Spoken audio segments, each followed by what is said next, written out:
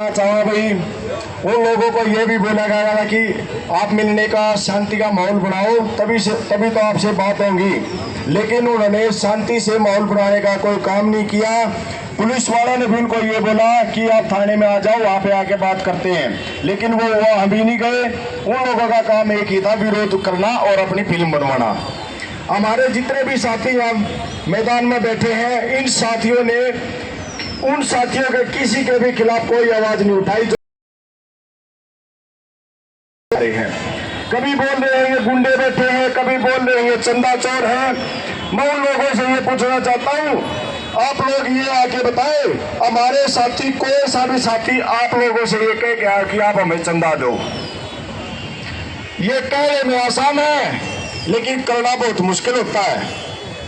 ये जितने भी साथी बैठे हैं, ये अपनी जेब से पैसे लगा के यहाँ अपना चाय पानी का खर्चा करते हैं और ये कोई अपनी बिल्डिंग नहीं बनाते। और भाई चंदा इकट्ठा होगा, आपस में चंदा इकट्ठा करेंगे तभी तो हमारा धरना चलेगा, ऐसे थोड़ी चलता है। उनको ये पता होना चाहिए।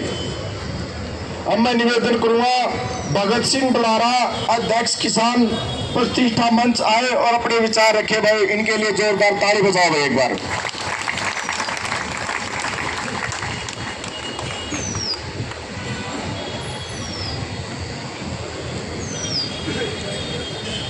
आओ जी प्रधान जी।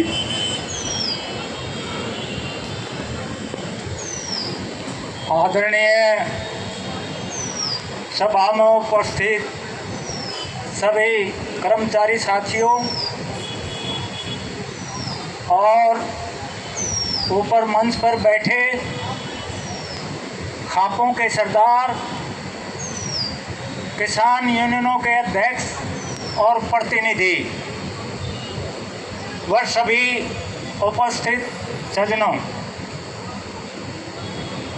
साथियों, हम सोनीपत से ताल्लुक़ रखते हैं।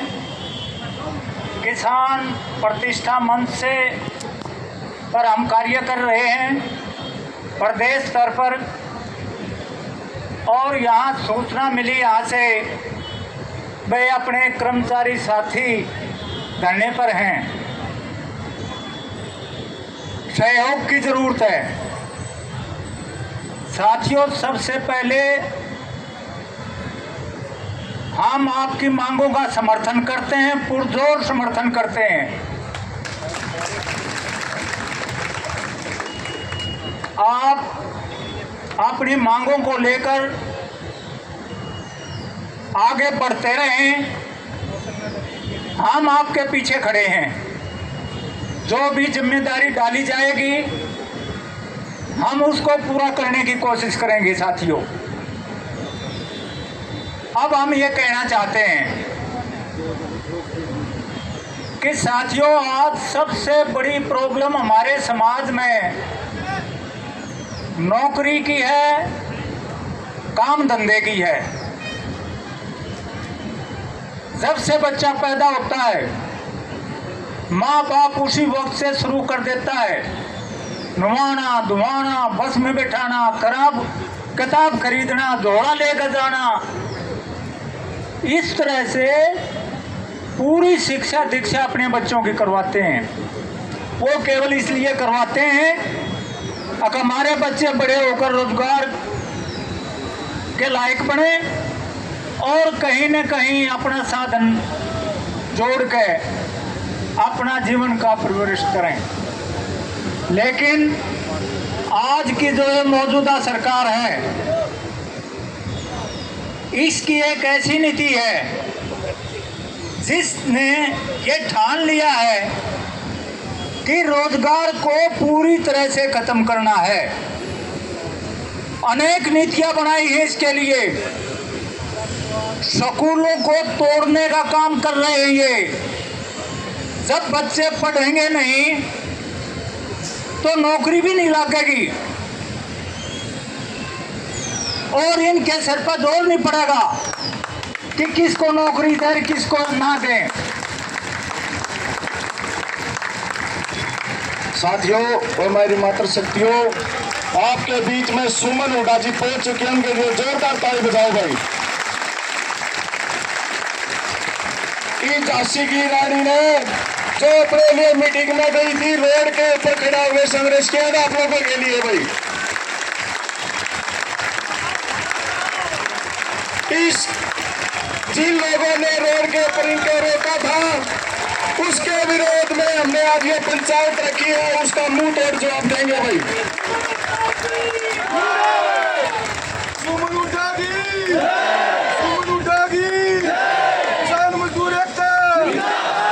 बैठो जी, मंच पे बैठो बूढ़ा साहब, ले बता।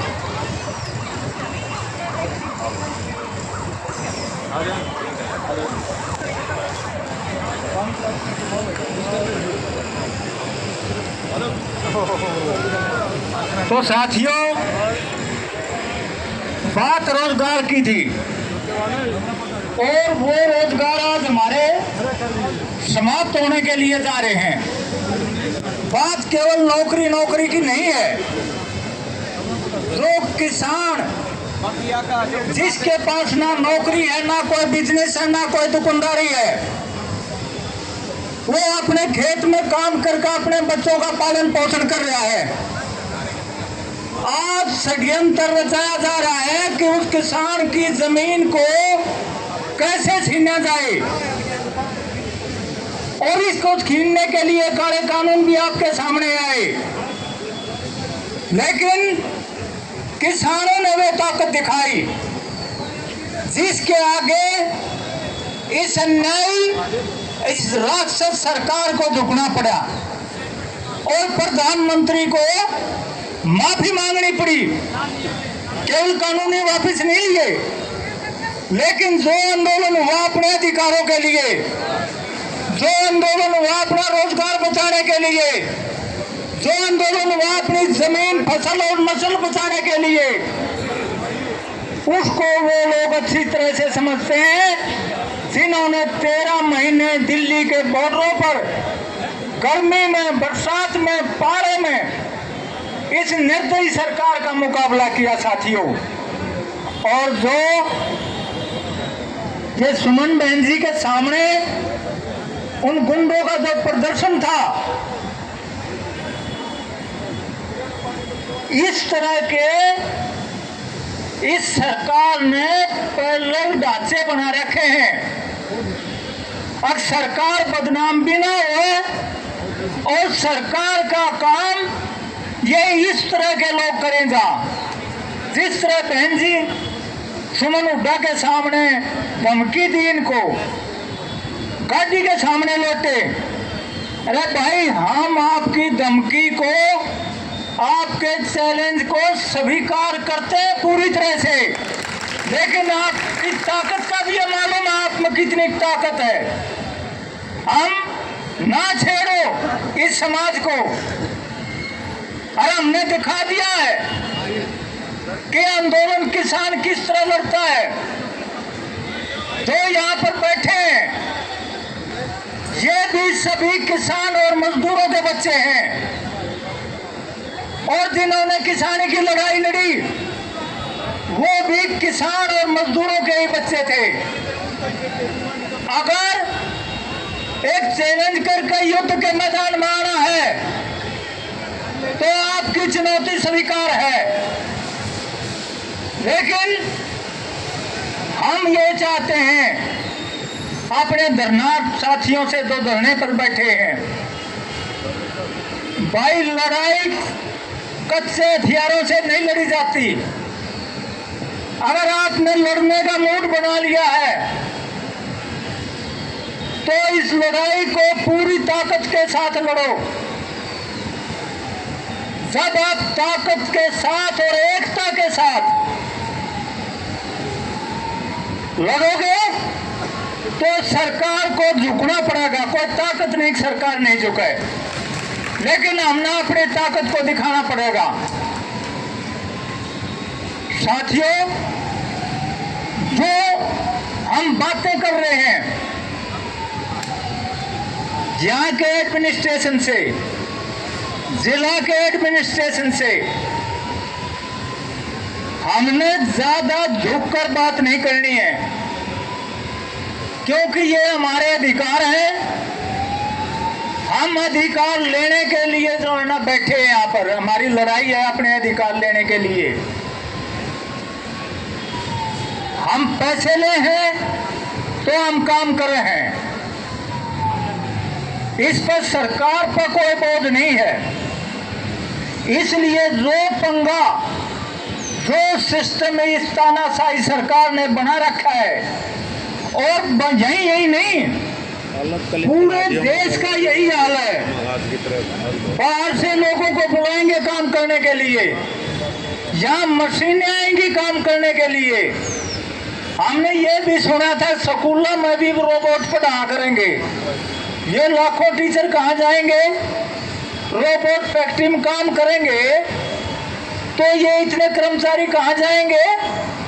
ये इतना बड़ा देश है, बाहर डींग मारो हो 140 करोड़ लोगों का, अपन न्यू भी तो सोचना पड़ेगा अकिन के लत्ते का, टुकड़े का, खाने का, पीने का, रहने का, छत का इंतजाम कौन करेगा? अकिन नौवे विश्व गुरु मान के स्थापित कर दे कि तो ऐसे नहीं होता। राज तो ये हमने इसलिए बिठाए थे, अब देश के हर नागरिक की जरूरत को पूरा करें।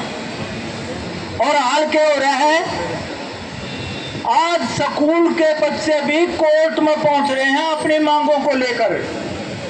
कर्मचारी सड़कों पर, डॉक्टर सड़कों पर, किसान सड़कों पर, कोई भी ऐसा महकमा नहीं है अब जो आज सड़कों पर ना है। साथियों, अगर हम पूरी तरह से गंभीरता से देखें तो इस सरकार से ना तो देश समझ रहा और ना हरियाणा के मुख्यमंत्री था हरियाणा प्रदेश समझ रहा। और जब ये इस देश और प्रदेश को संभाल नहीं सकते तो इन्होंने अपने आप इस्तीफा देकर चला जाना चाहिए। तो साथियों, अभी दाग लगी है, थोड़ी वक्ता ज्यादा है और हम मानते हैं कि बहुत दूर दूर से लोग आए हैं, लेकिन हमारा तो यही आपसे सुझाव है, लड़ाई लड़ो, मजबूत सीधे लड़ो।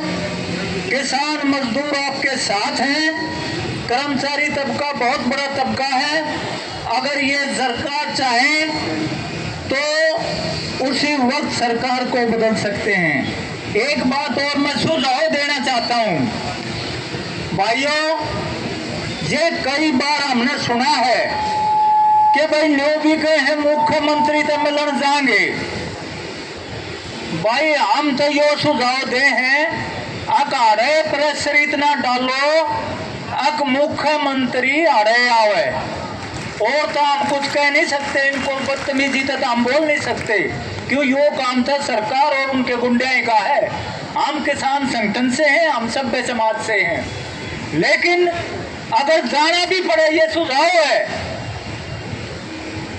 तो हम मोटरा में बैठ कर नहीं जा, हम कावड़िया की ढाल 1000 2000 जितने हमारे कर्मचारी साथी हैं ये, और इससे 2 गुना लड़ेंगे हम। आड़े तो पैदल सुधे चंडीगढ़ जाएंगे। हम देखें किस तरह ये सेंटर की गवर्नमेंट और ये प्रदेश की गवर्नमेंट हमारी बात को ना मानने की, और ये बहुत बड़ा काम नहीं है। जब एक एक क्विंटल कावड़िया पानी लेकर इतनी दूर तक आ जाए तो हमने तो शुद्ध आ जाना। हमारा तो रोजगार का मामला है, उनका तो रोजगार का भी मामला नहीं है। वे जा रहे हैं क्या हम उनसे भी लेंगे? तो इन्हीं बातों के साथ, क्योंकि समय ज्यादा हो गया है, आपने हमारी बात बहुत बहुत सुनी। मैं फिर कहता हूं कि हमारे संगठन की तरफ से आपको पूरा समर्थन है। जब आप बुलाएंगे हम आपकी आवाज पर हाजिर होंगे। जय हिंद। बहुत